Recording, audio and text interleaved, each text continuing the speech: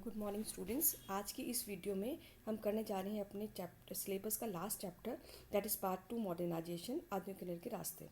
तो इसमें हम दो देशों के बारे में पढ़ेंगे, that is Japan and China. ठीक है। And what are the sources to know about them, उनके लिए उन्हें जाने के लिए प्रमुख स्रोत क्या है हमारे पास, that is official documents, dynastic history, scholar writings, popular literature, religious literature, सरकारी दस्तावेज, राजवंशों का इतिहास, बौद्धिक सामग्री, लोकप्रिय इतिहास, धार्मिक साहित्य। तो जब हम जापान और चाइना और जापान को कंपेयर करते हैं तो दोनों के कंपैरिजन में क्या पाते हैं उसको देखते हैं। सबसे पहले जो है जापान एक कॉन्टिनेंटल कंट्री, एक महाद्वीपीय देश है, जबकि जापान जो है वो एक चाइना जो है सॉरी एक कॉन्टिनेंटल कंट्री है, महाद्वीपीय है। जबकि जो जापान है वो ग्रुप ऑफ आइलैंड है, जिसमें हॉन्शू, क्योशू, शिकोकू और हकाइडो नामक आइलैंड्स हैं। उन 4 आइलैंड से जापान बना है। जबकि चाइना में 3 मेजर रिवर्स हैं, येलो रिवर है, यांगसे, पर्ल रिवर है, and no major river system in Japan. और जबकि जापान में कोई भी मेजर सिस्टम नहीं पाया जाता है। चाइना जो है वो माउंटेनियस रीजन है, ज़्यादातर वहाँ पे पर्वत हैं, जबकि जापान में केवल 50% एरिया ही माउंटेन एरिया एक्टिव है। फिर वहाँ पर चाइना में जो है बहुत सारे जाति एथनिक ग्रुप्स रहते हैं, जैसे कि हान है, विगूर है, हुई है, मांचू है, तिब्बतियन है। उसमें जो कहा जाता है कि चाइना में सबसे ज़्यादा जो प्रभाव है हान जाति का है, हान एथनिक ग्रुप का है।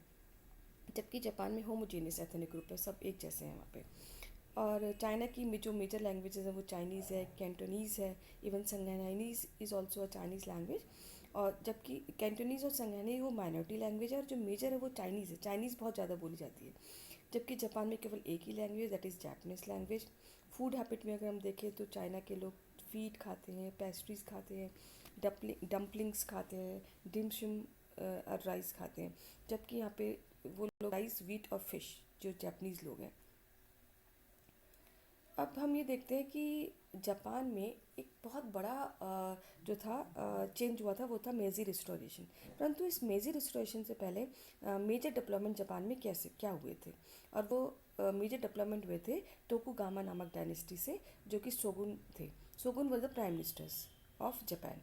तो मेजी पुनर्स्थापन से पहले जापान का विकास हुआ, अथवा टोकुगावा वंश द्वारा जापान का तीव्र विकास हुआ था। तो सबसे पहले अगर हम देखें तो जैपनीज़ लोगों में देखा गया कि जो पीजेंट लोग थे ना, जो किसान लोग थे, उनको डिसआर्म कर दिया गया, यानी कि वो शस्त्र नहीं रख सकते थे। ओनली समुराई, समुराई लोग कौन थे, देवर द वॉरियर्स, यानी कि वो एक योद्धा थे जो शॉर्ट्स रख सकते थे, तलवार रख सकते थे।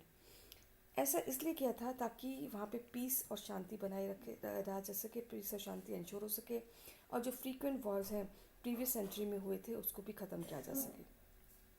फिर वहाँ पे जो थे डैम्यो होते थे, जो लॉर्ड्स होते थे, वो डोमेन डोमेन मतलब वहाँ के प्रांत समझ लो, तो कैपिटल समझ लो। तो वहाँ पे they were the lords of order to live in the capital of their domain, and they were given a large degree of order, और उनको स्वायत्त शासन दिया हुआ था, सीमा तक काफ़ी से हद तक उनको स्वायत्त शासन जो था प्रदान था।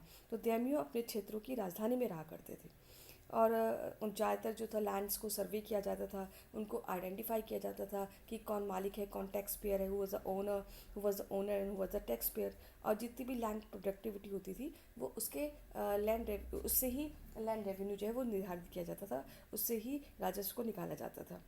और कहा जाता है कि डैम्यो कैपिटल, 2 कैपिटल्स थी, इसका नाम था ईडो और टोक्यो। 2 ऐसी कैपिटल्स थी, ईडो, टोक्यो, जहाँ पे लोगों का ज़्यादा पॉपुलेशन बढ़ी, क्योंकि वो कमर्शियल एरिया थे और वहाँ पे इकनॉमी बढ़ी थी, और वहाँ पे फाइनेंशियल और क्रेडिट सिस्टम भी था, इसलिए लोगों का ज़्यादा माइग्रेशन, या ज़्यादा लोग जो थे वहाँ पे रहना चाहते थे।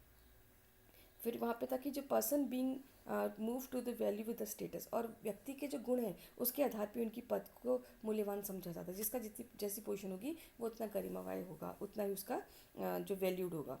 फिर क्या होता था कि जो मर्चेंट क्लास होती थी, टाउन्स में होते थे, वो क्या करते थे, वो थिएटर, अपने मनोरंजन के थिएटर और आर्ट्स को बढ़ावा देते थे, ताकि उनका कुछ मनोरंजन हो सके, और शहरों का, सिटीज़ का जो था राइज अप होने लगा। और पीपल जो थे वो बहुत ज़्यादा अपनी हैबिट राइटिंग जो थी उन्होंने डेवलप कर ली थी, लोगों में पढ़ने में रुचि हो गई थी। और restrictions were put on export of precious metals, और प्रतिबंध लगा दिए गए किस पे, प्रीशियस जो मेटल होते हैं उस पर प्रतिबंध लगा दिए गए। और ये प्रतिबंध इसलिए लगाए गए थे कि वो जो मटेरियल है, जो मूल्यवान वस्तु, वो केवल जापान में ही रहे। और कुछ ऐसे ऐसे स्टेप लिए गए थे, जैसे कि सिल्क इंडस्ट्री एरिया था वो भी जापान में उस पर आयात, क्योंकि जापान में बहुत होता था तो वो इम्पोर्ट नहीं होगा जापान से। तो ये डेवलपमेंट से under the shogun, shogun who are the shoguns, shogun were the prime ministers and under the Tokugawa dynasty. I hope यहाँ पे बच्चों को ये वीडियो समझ में आई होगी। Thank you.